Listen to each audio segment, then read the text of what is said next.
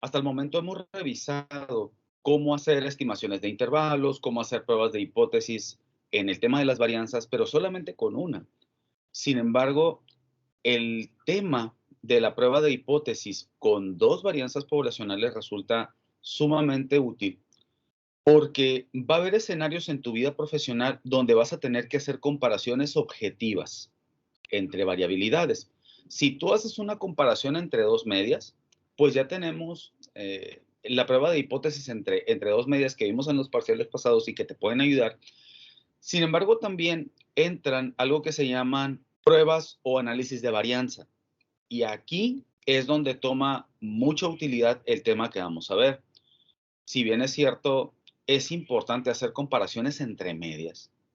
Ya vimos que no necesariamente el criterio de la media o el criterio de la proporción o el de la mediana o el de la moda por sí solos trabajan de forma óptima. Nosotros necesitamos hacer un análisis de qué tanto varían entre sí los elementos de una determinada población o de una determinada muestra.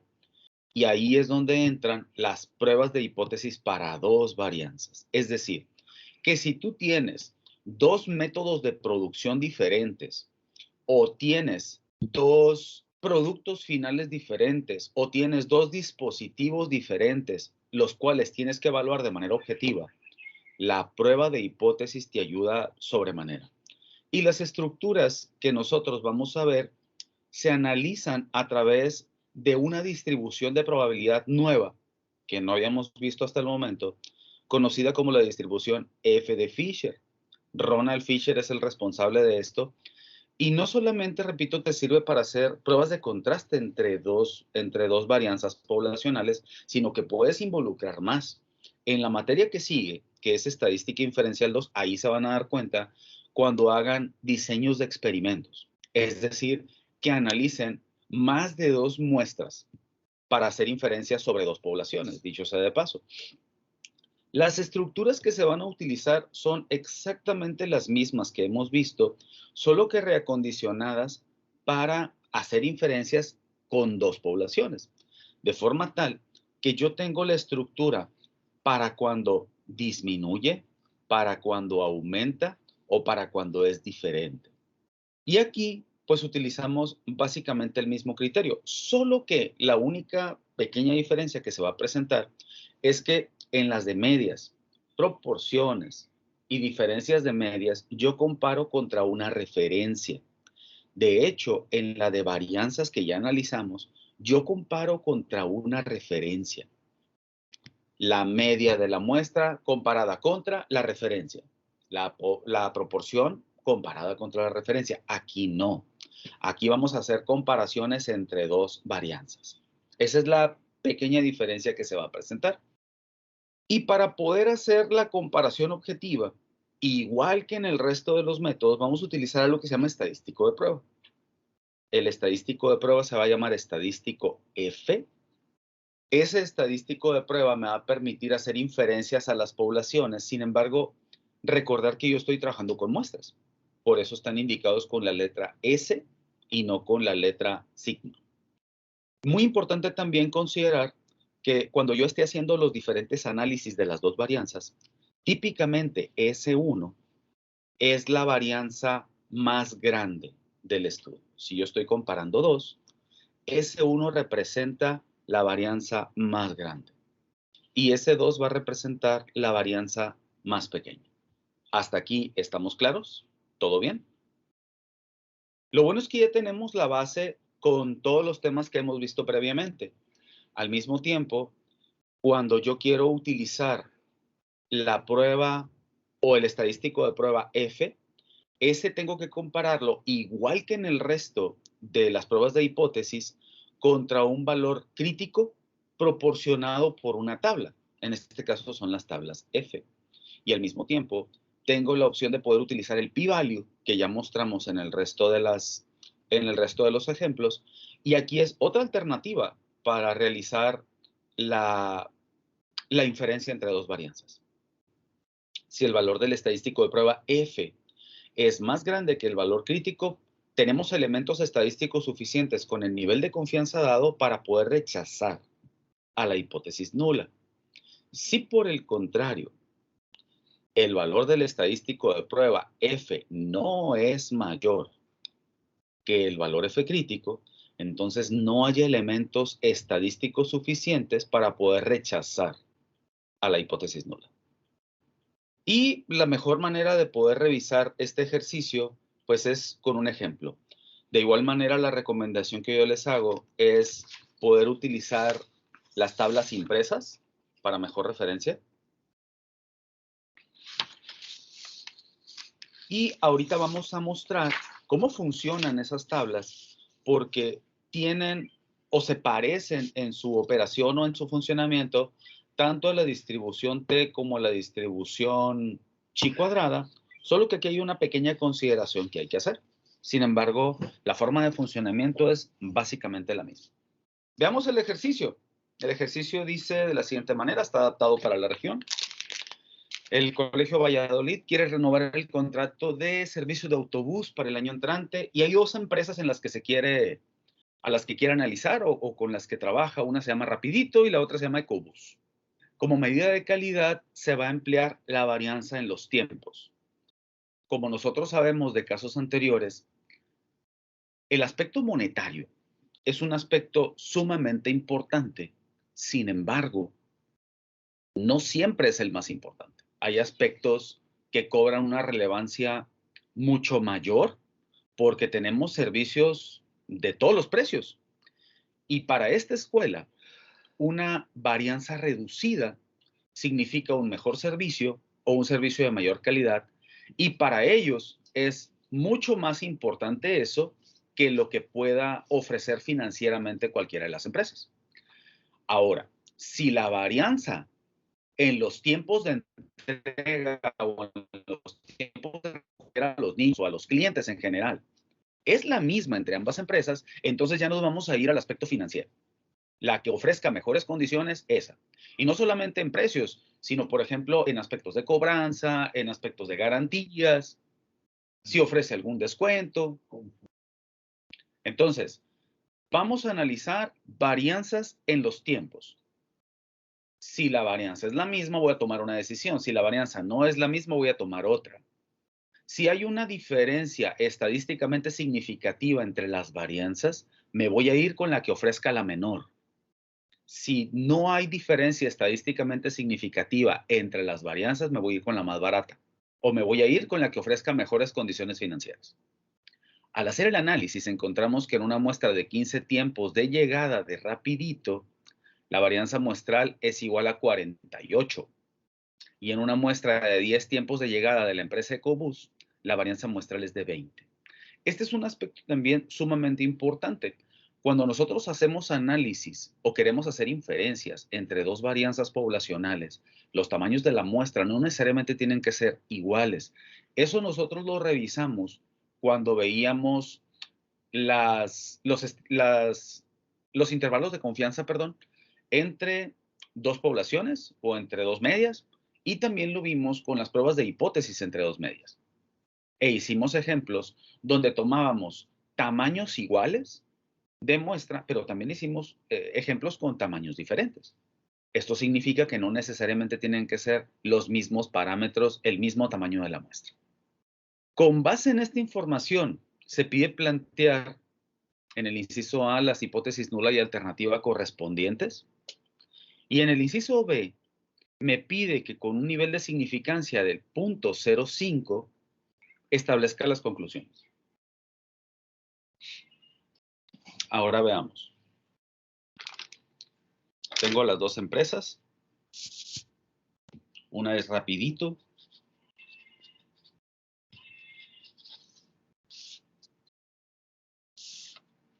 Y la otra se llama Ecobús.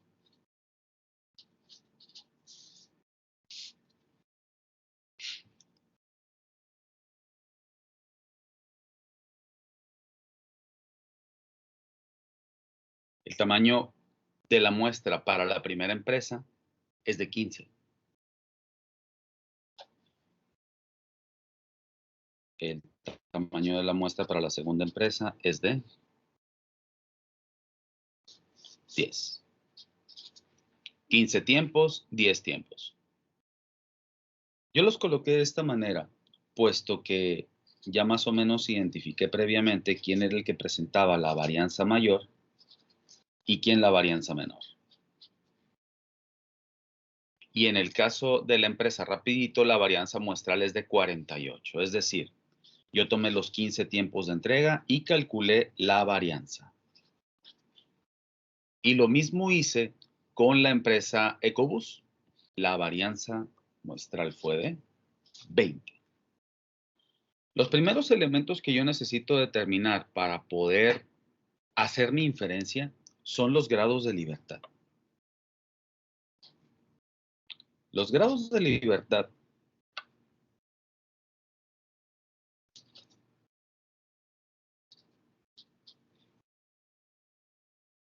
para ambas empresas son sumamente importantes porque resulta que cuando yo utilice la tabla de distribución F de Fisher, los grados de libertad son mi referencia. Son mi referencia para ambos casos. Y con relación a los grados de libertad, pues se presenta este fenómeno. En la parte de arriba tengo ampliación de una mayor cantidad de grados de libertad. Y acá en este lado también.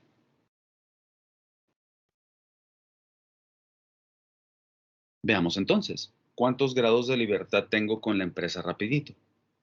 14. Tengo 14. ¿Y cuántos tengo con Ecobús? Con Ecobús tengo 9. Ahora,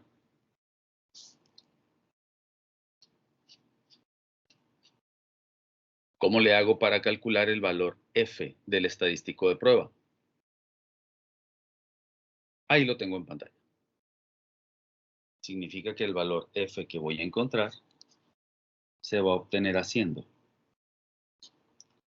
varianza 1 entre varianza 2.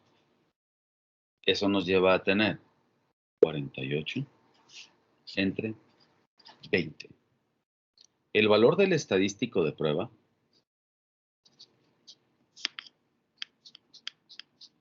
es igual a ¿cuánto?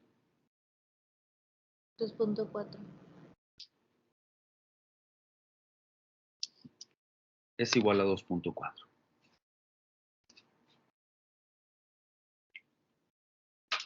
Perfecto.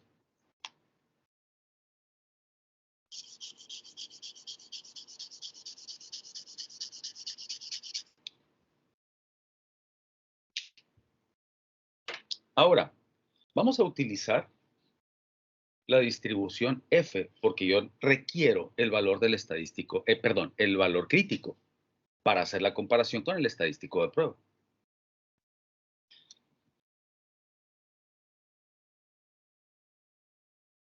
¿Cómo se vería la tabla de valores críticos para la distribución F? Pues se vería como aparece en pantalla, que es lo que mostrábamos ahorita. Aquí es importante determinar, primero que nada, el nivel de significancia con el que voy a trabajar. A diferencia del resto de las tablas, los valores críticos establecidos con la distribución F nos dan dos opciones solamente. Una para cuando manejo una significancia de 0.05, que es la que aparece en pantalla. Y esa la podemos identificar con el valor que aparece justo en la parte de abajo de la letra F. Es un 0.05. Significa que esta tabla es la indicada para trabajar con una significancia de 0.05, que dicho sea de paso genera un nivel de confiabilidad del 95%. Así como existe la tabla para una significancia de 0.05, hay una para una de 0.01. Y para encontrar el valor crítico, lo que yo voy a hacer es utilizar, como ya había mencionado hace un momento, el número de grados de libertad. Y el número de grados de libertad se obtiene de la siguiente manera. Sobre este renglón van a estar los grados de libertad de la primera muestra. Y sobre esta columna van a estar el número de grados de libertad de la segunda. Tenemos que encontrar el punto donde convergen los dos grados de libertad. En el caso particular de este ejemplo, yo necesito hacer lo siguiente. En la tabla que les acabo de mostrar no vienen los valores, ya que esos valores se presentan por la parte posterior. Esta que están viendo sobre el escritorio es la misma que aparece ahí, igualita. Sin embargo, como el número de grados de libertad de la primera muestra llega hasta 9 en la parte frontal de la tabla, pues me voy a ir a la parte posterior. Y aquí tengo para 10, tendría que tener para el resto, ¿no? Tengo para 10, 12, 15, 20, 24, 30, 40, 60, etcétera, hasta llegar al infinito del número de grados de libertad. El número o el valor que yo tendría que buscar aquí sobre esta sección es 14 y no lo tengo. Tengo que buscar el 14, puesto que el que tengo acá debe darme 9 y ese sí lo tengo. ¿Cómo le hago? Puedo proponer un valor intermedio. ¿Qué se les ocurre? Tengo un valor adelante y tengo un valor atrás. ¿Qué se les ocurre que podemos hacer? No es una curva ni cuadrática, ni logarítmica, ni exponencial, ni de ningún tipo establecido. De hecho, es importante mencionar que al igual que en la distribución chi cuadrada, dependiendo del número de grados de libertad, pues se genera una curva diferente. Entonces, para efecto de calcularlo de forma relativamente más fácil, vamos a utilizar una interpolación. Y vamos a escoger una interpolación de las más básicas, puesto que esta no tiene un comportamiento establecido, no es una parábola, no es una curva logarítmica. Entonces vamos a optar por pensar que en intervalos cortos se puede comportar por pequeños lapsos como recta. Por pequeños lapsos. Y entonces utilizaríamos algo llamado interpolación lineal.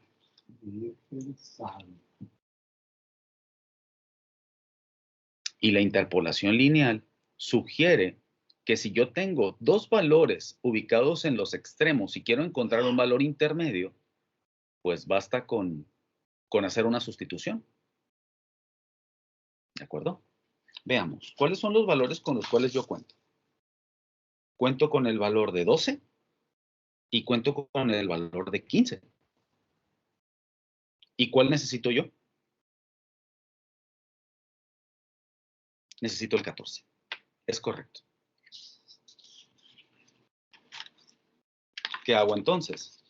Pues para utilizar la interpolación, hago el siguiente supuesto. Los valores que yo tengo colocados en esta forma estarían organizados de la siguiente manera. Yo tengo un X0 y un Y0.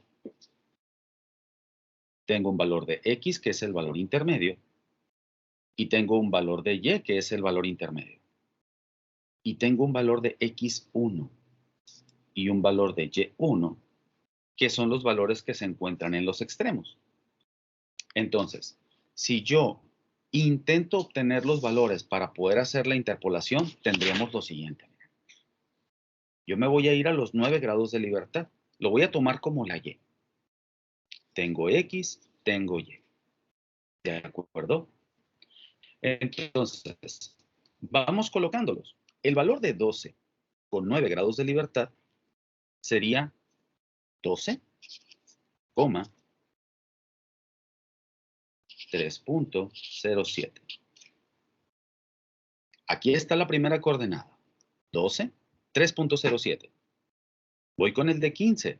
El de 15 tiene 15,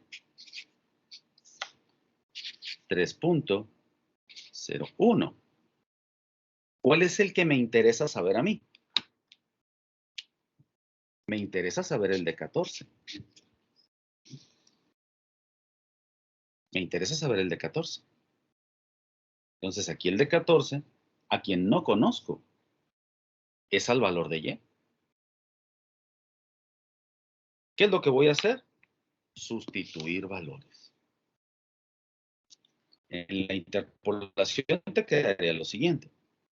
Y, que es el valor que estoy buscando, es igual al valor de Y0. ¿Cuál de ellos es Y0? 3.07. 3.07. Genial. Aquí está, miren. Y0, Y0, su equivalencia. Más la resta de Y1 menos Y0. ¿Quién es Y1? 3.01 menos Y0. 3.07. Eso dividido entre X1 menos X0. ¿Quién es X1? X1 es 15. ¿Quién es X0? 12. Y esto va multiplicado por el valor de X. ¿Quién es X? X es 14 menos el valor de X0. ¿Quién es X0? X0 es 12. ¿Ya? Lo único que tenemos que hacer es desarrollar la operación. ¿Cómo me quedaría? Científico. No. Aguántenme un segundo. Ah, no, esa no. No está la biología. Esa es la buena. Tan ingeniero. Claro. Usted también puede participar, Claro que sí. puede participar en la clase, ingeniero. Entonces, Veamos cómo nos quedaría. En el numerador, 3.01 menos 3.07. En el denominador, 15 menos 12 es 3. El resultado me queda menos 0.02. ¿De acuerdo? Menos 0.02. Esto multiplicado por la resta, 14 menos 12, ¿cuánto es? Eso multiplicado por 2 me da menos 0.04. El valor de Y va a ser 3.07 menos 0.04. ¿Cuánto me da?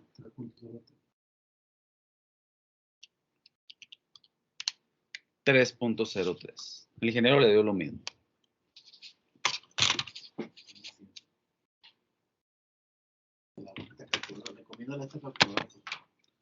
El ingeniero me pide que les recomiende esta calculadora.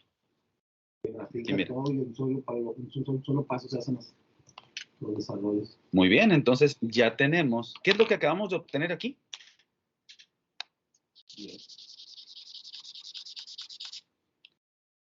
Aquí acabamos de obtener el valor crítico F para mi problema.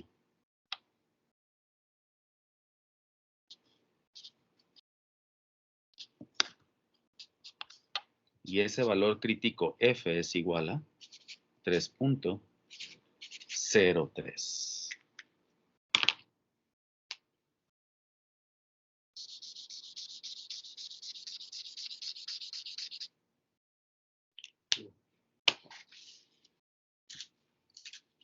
Y ahora sí, ya tenemos los dos valores. Tenemos el estadístico de prueba F y tenemos el valor crítico F. ¿Qué hacemos ahora?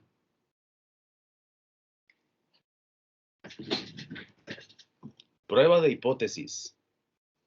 En mi problema, ¿cuáles eran las hipótesis? La hipótesis nula.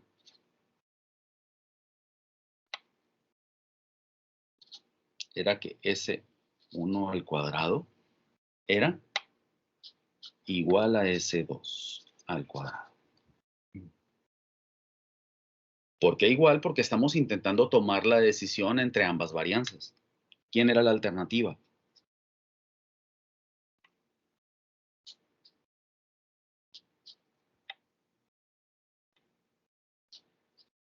S1 y S2 son diferentes. Si hacemos la comparación, ¿cómo es el estadístico de prueba con relación al valor crítico? Es menor. Es menor. 2.04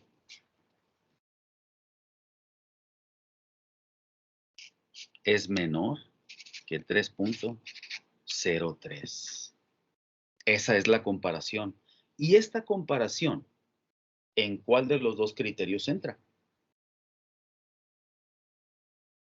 Donde no podemos rechazar la hipótesis nula. Es correcto.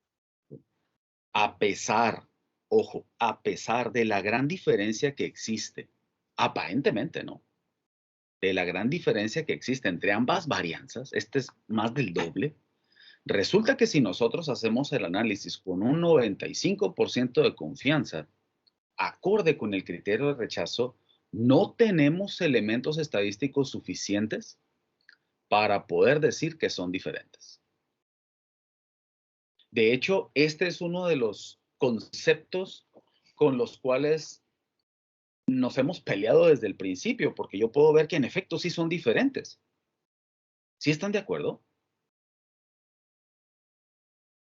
Sin embargo, estadísticamente, con un nivel de confianza del 95%, no hay elementos suficientes para decir que son diferentes. No puedo rechazar a la hipótesis nula. ¿Se acuerdan que ese era un concepto con el cual peleamos desde el principio? De hecho, alguien yo recuerdo que me dijo, profe, ¿por qué no dice aceptar? Es la misma. No, no es la misma. No hay elementos estadísticos para decir que son diferentes, pero ¿son iguales? No es la misma aceptar a no poder rechazar. Aquí en este ejemplo es más que evidente. Profe, con la tabla, aquí le tengo, no entendí bien. Las que van para abajo serían los valores de qué, o sea, de cuál de las dos, cómo lo vamos a tomar. No entendí eso. Ah, ok. Nosotros dijimos desde el principio, Alondra, ¿verdad? Nosotros Sí. dijimos desde el principio, Alondra, que la S1 iba a ser la que presentaba la varianza más grande. Y como tú puedes observar acá en la parte de arriba, déjame hacerte el acercamiento con la tabla que tengo aquí. Acá las tengo, mira. Sobre el renglón aparece la V1. V es la letra con la que representamos el número de grados de libertad. Es decir, aquí voy a seleccionar el número de grados de libertad para la primera muestra. El valor de S sub 2 representa el número de grados de libertad para la segunda. Significa entonces que la primera muestra presentaba ¿cuántos? 14. Entonces, esa es la que tengo que ir a buscar al renglón. Aquí. El detalle que ocurrió y por el cual hicimos la interpolación lineal fue porque los grados de libertad que tenemos aquí, que son 14, no están. Mira, 10, 12, 15, 20. Y la interpolación lineal, de hecho, no la interpolación lineal como tal, la interpolación como concepto es una herramienta que te permite encontrar valores intermedios cuando tú tienes dos datos dados. Y aquí es lo que ocurre. Yo tengo los valores de 12 y de 15, pero ocupo los de 14, que es un valor que está en medio. Por eso hicimos el procedimiento de interpolación. O no sé si esa era tu duda, hija. Sí, profe, nomás quería saber cómo funcionaba lo de los numeritos de los grados de libertad, pero ya me quedó claro. Aquí está, mira, V1 y V2. Uno sobre el renglón y otro sobre la columna. ¿Alguien más que haya tenido la misma duda o que tenga otra duda? Profe, yo también tengo otra duda. ¿En Mande. internet no habrá una tabla así que vengan todos los datos o es así esa tabla? Es una excelente pregunta. Desconozco. Yo he utilizado esta tabla desde que imparto la materia, pero son libres de buscar por internet, ¿eh? Ah, ok. Es que a mí me tocó una vez en un problema de la tarea que no venían los grados de libertad y los busqué en internet. Y si Pero sí venía. Ajá. Ah, excelente. Ah, ok. Sí. Aquí Profe. una recomendación sería de que la tabla que busquen ustedes en internet provenga de algún libro. Así es. Profe, yo saqué la tabla de ahí del libro Pero nomás viene para dos de significancia. Viene 0.05 y 0.01, creo. Pero sí era lo que comentábamos ahorita, que son las significancias más comunes. 0.05 y 0.01. ¿Alguien más? Nadie, ya somos 10. Vámonos.